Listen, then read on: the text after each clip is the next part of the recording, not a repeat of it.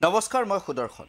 দিনক দিনে মূল্য বৃদ্ধি হৈছে আৰু এই কথা এইবাৰ আমি নহয়, খোদ প্ৰমাণ পাইছে JMCH অৰ্থাৎ যোৰহাট মেডিকেল কলেজ এণ্ড হাস্পতালৰ নতুন যি চিকিৎসা সেৱাৰ নিৰিখ, সেই নিৰিখতেই প্ৰকাশ পাইছে এই মূল্য বৃদ্ধিৰ কথা। এইবাৰ JMCHত ব্যয়বহুল হ'ব চিকিৎসা সেৱা। পূজাৰ পিছতেই যোৰহাট চিকিৎসা মহাবিদ্যালয়ত বৃদ্ধি পাব চিকিৎসা সেৱা। বাঢ়িব টিকটৰ মূল্য, বাঢ়িব অপাৰেশ্যনৰ খৰচ। ইয়াৰ পূৰ্বে JMCHত চিকিৎসা সেৱা বৃদ্ধি কৰিছিল চৰকাৰে। আৰু এই মুহূৰ্তত আপোনালোকক জনাব বিচাৰিছোঁ যে কিদৰে মূল্য বৃদ্ধিয়ে এতিয়া কুঙা কৰিবলৈ ধৰিছে ৰাজ্যখনৰ সাধাৰণ লোকক। কিয়নো পোনপ্ৰথমে JMCHত বৃদ্ধি হৈছিল চিকিৎসা সেৱাৰ দৰ, সেই সময়তে বহুতেই আশংকা কৰিছিল বা বহুতেই কৈছিল যে পৰ্যায়ক্ৰমে আন চিকিৎসা মহাবিদ্যালয়সমূহতো বৃদ্ধি পাব এই চিকিৎসা সেৱাৰ দৰ বা এই চিকিৎসা সেৱাৰ নিৰিখ। আৰু ঠিক অনুৰূপ ঘটনা এতিয়া ঘটিছে যোৰহাট মেডিকেল কলেজ এণ্ড হাস্পতালত। তাতো চিকিৎসা সেৱাৰ মূল্য বৃদ্ধি হৈছে, ব্যাপক হাৰত ব্যয়বহুল হোৱা দেখিবলৈ পোৱা গৈছে এতিয়া চিকিৎসা সেৱা। পূজাৰ পাছতেই চিকিৎসা সেৱাৰ মূল্য বাঢ়িব যোৰহাট মেডিকেল কলেজ আৰু হাস্পতালত।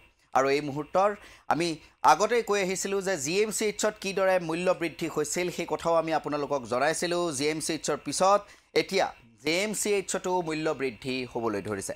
সাধাৰণ জনতাক মাধমাৰ সোধাবলৈ পুনৰবাৰ উদ্যত হৈছে ৰাজ্য চৰকাৰ। আগতকৈ এতিয়া ব্যয়বহুল হ'ব JMCH অৰ্থাৎ যোৰহাট মেডিকেল কলেজ আৰু হাস্পতালৰ ব্যয়বহুল, অৰ্থাৎ এইবাৰ যোৰহাট মেডিকেল কলেজ আৰু হাস্পতালত বৃদ্ধি পাব চিকিৎসা সেৱাৰ মূল্য, চিকিৎসা সেৱাৰ নিৰিখ বৃদ্ধি পাব। গতিকে 200ৰ পৰা 300% পৰ্যন্ত বৃদ্ধি হৈছিল JMCHৰ চিকিৎসা সেৱাৰ দৰ। কিছুদিন পূৰ্বে JMCHত বৃদ্ধি হৈছিল মাচুল, সেই অনুসৰি 10ৰ পৰা 20 টকালৈ বৃদ্ধি কৰা হৈছিল পঞ্জীয়নৰ মাচুল। অৰ্থাৎ 10 টকাৰ ঠাইত 20 টকা দিবলগীয়া হৈছিল যিসকল চিকিৎসা সেৱাৰ বাবে যোৱা লোক তেওঁলোকে। তাৰ পাছত পেইং কেবিনৰ নামত 1000ৰ ঠাইত দিব লগা হৈছিল 1200 টকা পৰ্যন্ত। কিন্তু এতিয়া দুৰ্ভাগ্যজনকভাৱে 107টাকৈ পৰীক্ষাৰ মাচুল বৃদ্ধি কৰা হৈছিল JMCHত।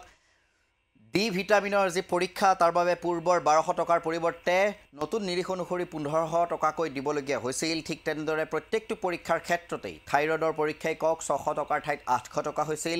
প্ৰটিন পৰীক্ষাৰ কাৰণে যি 75 টকীয়া নিৰিখ আছিল সেয়া বৃদ্ধি হৈ 150 টকা হৈছিল, অৰ্থাৎ 200% বৃদ্ধি। এলবুমিন পৰীক্ষাৰ বাবে আগৰ 50 টকাৰ ঠাইত 100 টকা দিব লগা হৈছিল। লিভাৰ পৰীক্ষা ALT 40 টকাৰ পৰিৱৰ্তে 150 টকা দিবলগীয়া হৈছিল। TIBC পৰীক্ষাত 150 টকাৰ পৰিৱৰ্তে 300 টকাকৈ দিবলগীয়া হৈছিল। ঠিক তেনেদৰে এতিয়া যোৰহাট মেডিকেল কলেজ আৰু হাস্পতালতো পূজাৰ বন্ধৰ পাছতেই বৃদ্ধি পাব মূল্য। আৰু দুৰ্গা পূজা সমাগত, সেই সময়তেই কিন্তু ৰাজ্য চৰকাৰে পুনৰ এবাৰ সাধাৰণ লোকক সোধাইছে মাধমাৰ। এই সন্দৰ্ভত হাস্পতাল কৰ্তৃপক্ষই সংবাদ মাধ্যমক সম্বোধন কৰি কি কৈছিল সেয়া শুনাই ল'ব বিচাৰিছোঁ। আৰু অপাৰেশ্যনৰ ৰেটবিলাক আমি বঢ়াব খুজিছোঁ। আমাৰ খৰচখিনি মেকআপ কৰিবৰ কাৰণে কৰিম। ৰেট বঢ়াই পেলাই আমি প্ৰফিট নকৰোঁ। অবান্তৰভাৱে কম আছে, ধৰক এটা মেজৰ অপাৰেশ্যন আমি 600 টকা মাত্ৰ চাৰ্জ কৰা আছিলে, সেইটো আমি 3000 টকালৈ আমি বঢ়াব খুজিছোঁ। লেপাৰস্কপিৰ কাৰণে আমাৰ 3000 আছিলে, আমি 5000 টকা কৰিম। কথা মই কওঁ কম্পেৰিজনৰ কাৰণে, যদি প্ৰাইভেট হস্পিটেলত আপুনি আজি এটা লেপাৰস্কপি ধৰক কলিচিষ্টেক্টমি এটা কৰে, মিনিমাম 40,000 পৰা 50,000 টকা খৰচ হয়। আমি যদি 5000 টকা চাৰ্জ কৰোঁ আপোনাক, আমি 8 ভাগৰ এভাগে চাৰ্জ কৰিছোঁ ধৰক, বা 10 ভাগৰ এভাগ চাৰ্জ কৰিছোঁ ডাঙৰ অপাৰেশ্যন, সেইটোৰ ক্ষেত্ৰত আমি চাৰ্জ 6000 টকা কৰিম। কাৰণ আমাৰ চাৰ্জাৰী থাকে ধৰক দিনটোত এটাই কৰিব পাৰি, এনেই আমি যদি 4-5টা কৰিব পাৰি সেইটো এটাই কৰিব পাৰি। আৰু এইবিলাকৰ ৰেট যদি আপুনি এপ'ল' বা হস্পিটেলত যায়, অপাৰেশ্যন চাৰ্জাৰী 1-1.5 লাখ টকা লয় তেনেকুৱা চাৰ্জাৰী, আমি মাত্ৰ 6000 ৰাখিব খুজিছোঁ। আৰু আমি ক'তোৱে কোনো ধৰণৰ আমি বঢ়াব খোজা নাই। ৰেজিষ্ট্ৰেশ্যন আমি 10ৰ পৰা 20 টকা কৰিছোঁ, বেড চাৰ্জটো আমি 50 টকা ৰাখিছোঁ, আৰু খালি চাৰ্জাৰী ফিজ আমি অকণমান বঢ়াইছোঁ।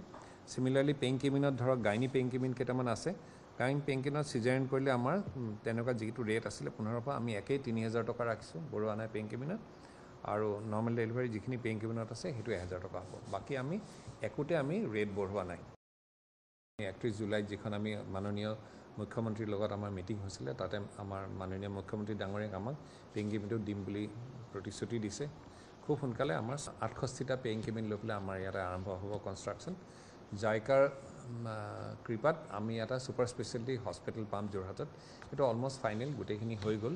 চিভিল হস্পিটেল বিল্ডিংটো ভাঙি তাতে জাইকাৰ ছুপাৰ স্পেচিয়েল বিল্ডিং হ'ব 6টা ডিপাৰ্টমেণ্ট তাতে থাকিব কাৰ্ডিঅ'লজি কাৰ্ডিঅ'থোৰাচিক নিউৰ'লজি নিউৰ'চাৰ্জাৰী ইউৰ'লজি আৰু নেফ্ৰলজি 2022 ছেপ্টেম্বৰ মাহৰ পৰা আমি ইয়াতে আমি ডিজিটেলাইজেশ্যন যোৰহাট মেডিকেল কলেজত আৰম্ভ হৈছে ইনফেক্ট অসমৰ আটাইকেইখন মেডিকেল কলেজ পিছত যোৰহাট মেডিকেল কলেজে প্ৰথম যিখন কমপ্লিটলি ডিজিটেলাইজ হৈছে OPD ৰেজিষ্ট্ৰেশ্যন অনলাইন এতিয়া আপোনালোকে ৰাইজে ঘৰৰ পৰা আউটডোৰ ৰেজিষ্ট্ৰেশ্যন কৰিব পাৰিব আমাৰ প্ৰগ্ৰামটো আছিলে আমি আপোনালোকক ৰাইজক জ্ঞাতাৰ্থে জনাওঁ যে এতিয়া ঘৰৰ পৰা বহি পেলাই আমাৰ যিটো পেচেণ্ট ৰেজিষ্ট্ৰেশ্যন ছফ্টৱেৰ আছে আপুনি অনলাইন আপুনি এসপ্তাহৰ সময়ত অহা সপ্তাহত এটা সপ্তাহৰ ভিতৰত যিটোৱে OPD লাগে আপুনি যাৰ আণ্ডাৰত চাব খুজিছে সেই আণ্ডাৰত আপুনি বুকিং কৰিব পাৰে বুকিং কৰি ৰেজিষ্টাৰ কৰি থ'ব পাৰে আৰু আহিলে ইয়াতে আপুনি কাউণ্টাৰত গৈ পেলাই আপোনাৰ যিটো নাম্বাৰ ৰেফাৰেঞ্চ নাম্বাৰটো পাব দিয়াৰ লগে লগে আপোনাৰ কাৰ্ডখন ইছ্যু হৈ যায় ৰেট বঢ়াই পেলাই আমি প্ৰফিট নকৰোঁ আমাৰ খৰচখিনি মেকআপ কৰিবৰ কাৰণে কৰিম যে বেড চাৰ্জাৰীটো ভাবিব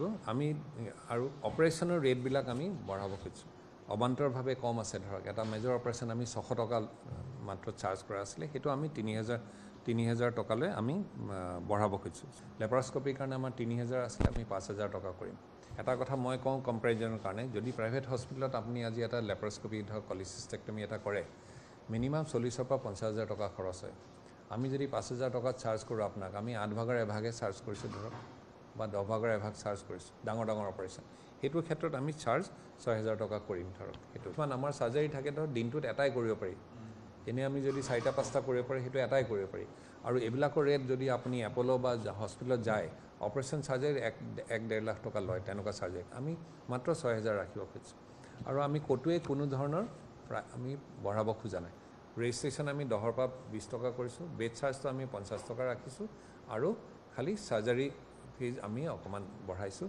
সিমিলাৰলি পেইন কেবিনত ধৰক গাইনী পেইন কেবিন কেইটামান আছে গাইন পেইন কেবিনত চিজাৰিন কৰিলে আমাৰ তেনেকুৱা যিটো ৰেট আছিলে 15 পৰা আমি একেই 3000 টকা ৰাখিছোঁ বঢ়োৱা নাই পেইন কেবিনত আৰু নৰ্মেল ডেলিভাৰী যিখিনি পেইন কেবিনত আছে সেইটো 1000 টকা হ'ব বাকী আমি একোতে আমি ৰেট বঢ়োৱা নাই